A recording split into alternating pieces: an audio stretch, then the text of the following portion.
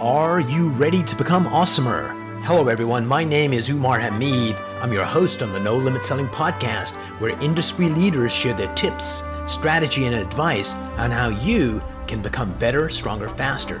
Just before we get started, I've got a question for you. Do you have a negative voice inside your head? We all do, right? I'm going to help you remove that voice in under 30 days guaranteed. Not only remove it, but transform it. So instead of the voice that sabotages you, there's one that propels you to much higher levels of performance and success. There's a link in the show notes. Click on it to find out more. All right, let's get started. Hello, everyone. Welcome to another episode of the No Limit Selling podcast. Today, we're going to be talking to Rich Lewis in Ottawa, Canada, the capital of this fine country. We're going to talk real estate and how to become better, stronger, faster in this amazing occupation, profession. Rich, welcome to the program. Thanks for having me. Omar. So what's a nice boy like you doing an industry like this? When did you first enter real estate and when did you become an agent? My journey started basically investing in real estate. That's something I started probably in 2013. And I always had a little passion for real estate in a sense when it comes to investing and kind of building wealth that way. Mm-hmm. So that's kind of how I got started into the business. And selling real estate, I've only been selling real estate for under 5 years. So selling it hasn't been too long, but I feel like I started on a good note, and it's been great. I can't complain. How many transactions the first year? First year, I did just under 30. I did like 28. Holy cow, you're a rock star. Yeah, it was all right. It was a good start. And then in my second year, it kind of took off with about 46 transactions, and it's been going well. Yeah, it's been going well. You were interviewing someone I was interviewing someone on the show last year, and him and no other agents, just staff to back him up. 500 transactions a year. It's like I'm not sure That's if I ever crazy. slept. Like pretty crazy. That's insane. That's insane. Because I've only I just recently had a partner join me because I've been solo the whole time. So that's a lot of work. I appreciate that. That's a lot of work. So getting a partner, that is sometimes a better considered decision than getting a spouse. People think long and hard before you get a business partner. So tell me, what was going on that made you think about getting a partner? And then we'll talk about the criteria you used to select one. So what was going on that made you think I need a partner? Sure. Basically, I realized real quick that it's not something I can do on my own, and I can't be in two places at the same time. So as work started getting busier, that's negative thinking, dude. Can't be two places at the same time. Sorry, you were saying. Didn't mean to interrupt. No, that's fine. Sometimes negative thoughts creep in my mind, I guess. So it was something that I always kind of planned on doing down the road. I just wasn't sure when was the right time. And as you know, the right time is always when you're thinking about it, you're already past it. So you kind of have to act. So once I started getting a little busier, and I found, okay, I need someone to come in with me, but I also wanted someone that's very close to my brand and something that's going to represent a good, I guess you can say, image or reputation. So when he works with clients, we're all on the same page and we're all giving the same service. Brilliant. So it wasn't easy. Like you said, it does take time to find the right person to fit that criteria. And that's why I was holding off for a very long time. But Lyman is someone that just joined me, and he's a good friend of mine that I've known for a very long time, which helped a lot the situation. And I decided to basically partner up with him and bring him on board. All right. So did you have an admin person before that? No, I do not, and I still don't. So that's my next hire would be an admin person. I've been doing all my paperwork on my own, which in a way was good because I get to learn a lot and I know how to do it myself. Absolutely. Yep. So I got to, I guess you can say, learn the admin side of things. Now, I am lucky at my brokerage. We do have an admin that kind of helps out with that kind of stuff if I do need them to help out, which they do. Nice. So no, I don't have an admin yet, but that's definitely on my list of next up to the next hire, basically. So we've interviewed a lot of people on this show, and one piece of advice all the leaders have given is get staff sooner than you think. People wait too Mm-hmm. long before they go there because ultimately, at the end of the day, there's only a certain percentage of your time that is income producing. And if you're not customer facing and deal closing, that it is waste your time doing the other stuff. So good for you getting a partner. It's more unusual than most people get the admin first, but it's easier to Mm-hmm. get the right admin for two people and makes it more cost effective as well. Yeah, so I don't disagree with you. You're completely right. And it's funny, I said I was listening to a podcast this week, which kind of pushed me a little bit towards looking into that sooner than later. But the good part is I do have my partner does do all the buying and the rentals, and I focus a lot on the listings. And that's kind of the situation we have right now. At the same time, he's learning how to do the paperwork as well because he is Nice. new. So I'm getting a little bit of best of both worlds at right now, but I am definitely looking to someone to get that, like you said, the non-producing stuff out of the way. Okay, so here's some, if you're not doing this, do this 100% for sure. Is that you're training your new partner on some of these, some of the paperwork, some of the other stuff. Yes. Get a screen sharing program. So when you're actually showing them how to do the paperwork, you're capturing it on how you want Okay. to do it, because the next person that comes on board, rather than you doing it one-on-one, there'll be a series of videos that you've already done that they can review those, start doing those, and then you need to spend 10% of your time making sure they get it, as opposed to recreating the whole thing again. So take this as an opportunity to create resources for Lewis Inc. And also it gets you to be a lot more uh, focused when you're teaching, because it's being captured on video. And so it's just a great resource. So don't waste the time you're investing right now. Capture it. So as you guys both grow, you can use these tools to train people in how you guys do real estate. Actually, that's I like that a lot. That's actually a great idea. That's awesome. All right, brilliant. So real estate in some regards is a pretty simple business. But in other regards, it's really tough. Like the toughest thing is, our own mindset that gets in the way of us performing at the level we want. And also it's, we're dealing with humans, buyers, Mhm. sellers, loan officers, and that brings that other equation into it. So tough in that sense. Uh, so what are some of the areas that realtors around you and maybe you still have challenges with? Like, well, if we were picking 5 topics that if we could teach realtors how to do these 5 things flawlessly, that it would make this industry a lot better. Like, what are the areas of challenge, do you think? I do feel this industry is very obviously the reputation. A lot of people think that the realtors have a bad reputation. We're car salesmen, glorified car salesmen, and pushy salespeople. At the end of the day, I do believe that everything is kind of somewhat of a sale, right? Mhm. When it comes to negotiating, you negotiate everything, even if you have kids, you negotiate Oh, them. you need to learn You from your know, kids because they're way better than yeah, you. Because they yeah, know, yeah, go to exactly. mom or dad and what tone of voice and what do I need to say to get the yes Hmm. that I want, baby. And if that doesn't Exactly, work, I'm gonna throw exactly. myself on the floor and scream and yell. But Exactly. You're not wrong. So I do believe maybe that part of the aspect of people maybe learn sales a little better, maybe understand the what goes through someone's mind when it comes to selling, less about what you say. mhm. Because you can sell a lot of things without even saying too much, right? If you listen and you just pay attention a little more, it's Mm. easier to kind of provide something and sell something. Um, I do believe that's one of them. When it comes to organization, I do believe some realtors are all over the place trying to do 15 things at once. Maybe narrow it down and, like you said, get some help and kind of organize I guess, their work better. That could be something I do see Mm. a lot of real estate agents could, potentially have help with. Other than those two, like you said, mindset is huge because this business is really, I've noticed pretty quick. You can get very dark and lonely. It's a lonely business when you're working and you're trying to be a high producer. Yeah. And so what's kind of interesting is when things are going well for you, you see the world differently, you show up Hmm. differently, and more good things happen.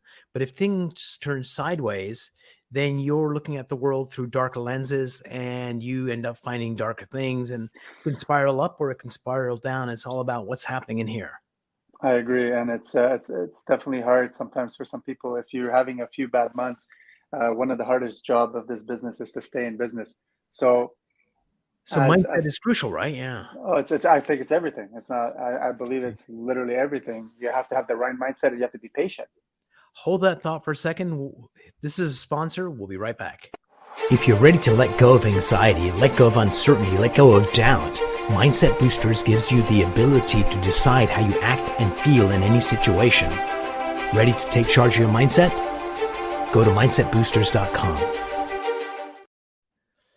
So, Rich, I'm just reading this book about Winston Churchill, his first year in office, and the war had started like literally as he comes into office. Germany has almost invaded, taken over France. They're about to basically give up. And so it's that first year of his prime ministership. And one of the things that came out of the book was Goering was the guy in charge of the air campaign from the German side of things. And he was a fighter ace from a previous generation. So his strategies on how to actually do dogfights and how to conduct a campaign were old school, and everything's progressed. And because that was his belief, he kept Germany in this old way of doing things. And had they actually listened to their fighter pilots, they would have been much better off, and we'd all be speaking German now. But so it's all mindset, right? That's what we do. It is. And so what do you do right now to keep a positive mindset? Because you need to inoculate yourself. Because if you're not feeding positive stuff in there, you let negative stuff come in. So what are you doing right now to stay in the zone? That's a great question. I do a lot, and to be honest, I meditate, I work out, and I do a lot of stuff that ground me, and those are my outlet that I kind of recharge so I can stay positive.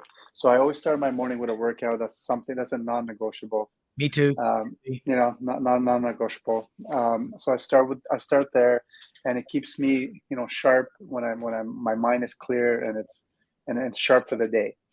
I do meditate. I don't take too much time on that. I'll probably do maybe 5-10 minutes a day just to kind of ground myself and be, grateful for everything I have, and kind of, put some positive, thoughts in my head before the day starts.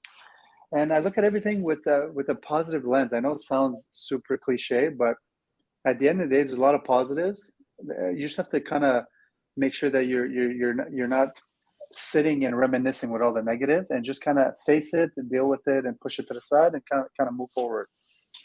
Brilliant advice. And I'm just going to add to that. Bad shit's going to happen to you, Rich. Already has, probably.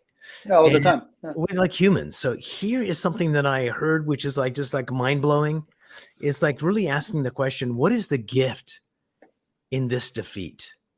And if you look at what went wrong, then you kind of stay in the wrong. But if you look at what's the gift that came out of this, and almost always there's a gift in there if you can just see it. And that is the way to transcend what's happening, is to go, oh, this is forcing me to focus on what's the most productive thing I can do. That other project that was a side project failed. This is a gift getting me to refocus. And then just gives you a direction to go in, and it gives you the energy to get going in that direction. You don't have to get up and do a sprint, because maybe you don't feel that way, but finding the right direction, getting up and taking the first step is all you need to get unstuck and start moving in the right direction.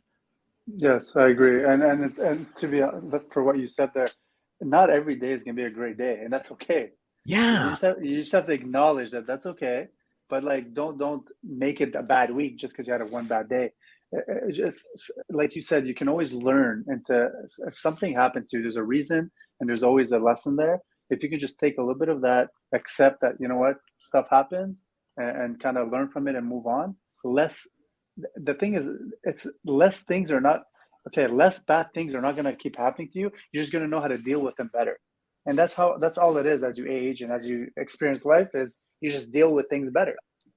So I'm gonna challenge you there. All the great advice is, if you come out from a workout tomorrow morning, and somebody cuts you off in traffic, the chance of you overreacting on this thing is going to be a lot less then if you didn't have a workout and you're like, I freaking didn't get a workout, I had a bad morning. And then it's like, it becomes bigger. And I think, you perceive them less, but I also think there's this attraction thing. So I'm not like think positive thoughts, positive things happen, but think positive thoughts. You start searching the universe for positive things. And instead of going this way, you go that way. So you end up getting more of those coming your way. Do you think that's just a notion, or do you think there's some truth to that? I think there's some truth to that. I do believe that. Me too. Yeah, I don't believe like you just get lucky for no reason. I think there's a reason why people that are quote unquote lucky, they work hard. They always put themselves in an opportunity to when they receive it, which they're more prepared to kind of handle it. And I do believe there's truth to that. Yeah. I heard this quote once, success is all about luck. Ask any failure. Yeah, that's actually pretty good. Isn't it? Yeah. And the other thing I'd like to share with you and the listeners is some of the things we're talking about. Let's say they're bullshit and they're lies, but I'm a firm believer in this concept of useful lies. So if you think about some of the things that Einstein talked about and his theories, some of them have been proven to be absolutely true. Some of them not so much, but they still allowed us to invent cell phones. So if you thought that, hey, me finding the gift in this bad thing happened, what's the gift? Even if that wasn't true, is it useful? And the answer is yes. And so it's all about finding useful things that allow you to show up more powerfully so you can be more of service to the people that you work with, Rich, and that I work with. And so tell me about a time where things went south for you, Rich, as an agent, and what you did to turn these things around and kind of because everyone can talk about I'm amazing and I'm successful. What people really want to know is, holy crap, things were going sideways, and this is what I did to right the ship, because that's advice they can use right away. Do you have one of those stories where you got an epiphany and it kind of changed things around? Yeah, I mean, okay, when you're dealing with people and emotions and a lot of transactions in a sense of like, they're not small transaction, and it's important to show up in a certain way for some people. So I had a client that basically, let's just say that the transaction went through, but towards the end, they decided to change their mind. And they're like, I don't want to sell. And this is after everything was signed, after everything. And I was kind of like, okay, well, this is kind of not how it works, but there's ways that you can figure this out. So that day was a pretty tough day because that sale was basically an 8-month process that we were going through. Yeah, it was long, and there's a lot of ups and downs. And the thing is, at the end of the day, you have to always remind the people why they're doing what they're doing. So, for example, the specific person wanted to sell to move on to something better. So there's a lot of negatives that were kind of like, regrets, I guess you could say. But at the end of the day, when we hone it down and have a conversation, why we're doing this, look at at the result that you want, what you want to achieve. And it kind of made them think, you know what, you're right. I overreacted. Maybe when you're dealing with people's emotions, it's kind of hard to, you can't tell people how to feel, and you can't force people to do something, right? So it's one of those things that you have to kind of it was hard for me to sit back and kind of just be like, you know what, this might not happen and it is what it is. But as long as I guide them in the right direction, they can do the right decision. It is what it is. And the decision they make, if it's right for them, then it's right for me. And what happened with that decision? What did they decide to do? So at the end of the day, they decided to sell the home after talking to their lawyer, after talking to me, after talking to their family. They did finally decide to sell the home. Now they did get I won't lie here, they did get a little bit of they had to pay a little bit of issues because we went over a certain deadlines and stuff like that. So it did cost them a little bit of money. But to be fair, they needed that time to realize, and they needed maybe a little slap on the wrist to realize, okay, you know what, this is the right thing to do. Let's move forward. So Rich, in the grand scheme of things, you don't need an agent to sell your property, but when shit goes sideways, if you've got somebody that's an expert by your side, it makes that hiccup so much easier. And the reason to get the agent is to A, avoid those, and B, if it goes sideways, if you've got like a grounded professional to help you navigate that is crucial.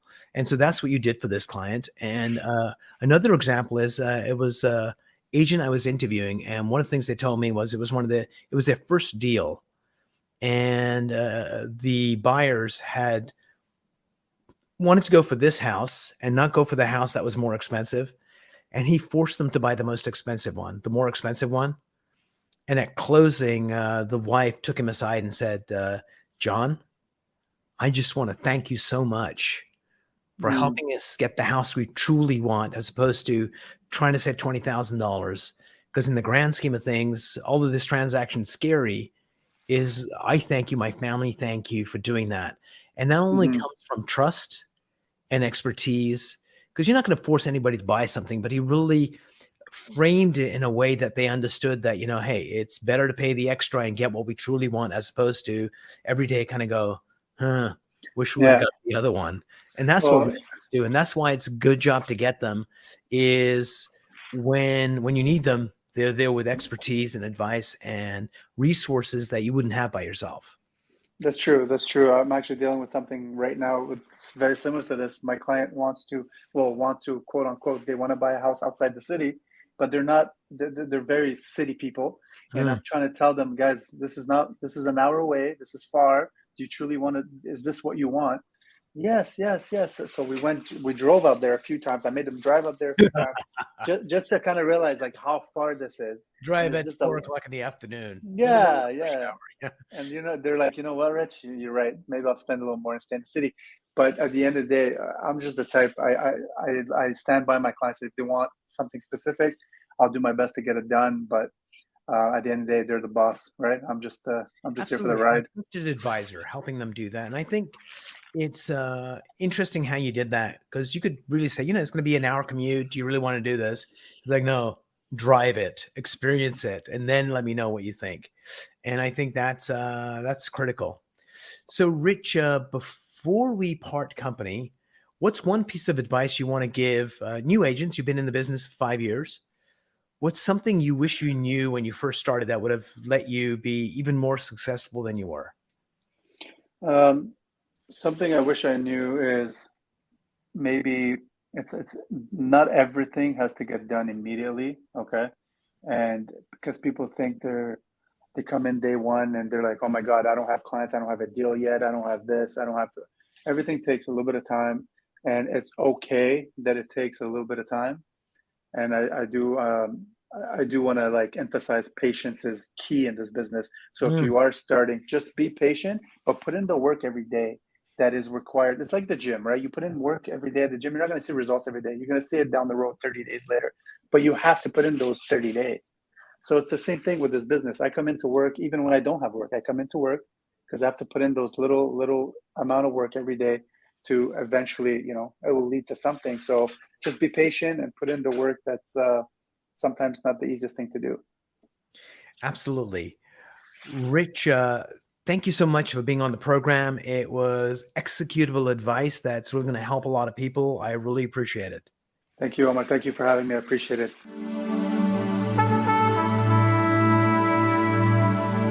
If you enjoyed this episode, please go to iTunes and leave a 5-star rating. And if you're looking for more tools, go to my website at nolimitselling.com. I've got a free mind training course there that's going to teach you some insights from the world of neuro-linguistic programming, and that is the fastest way to get better results.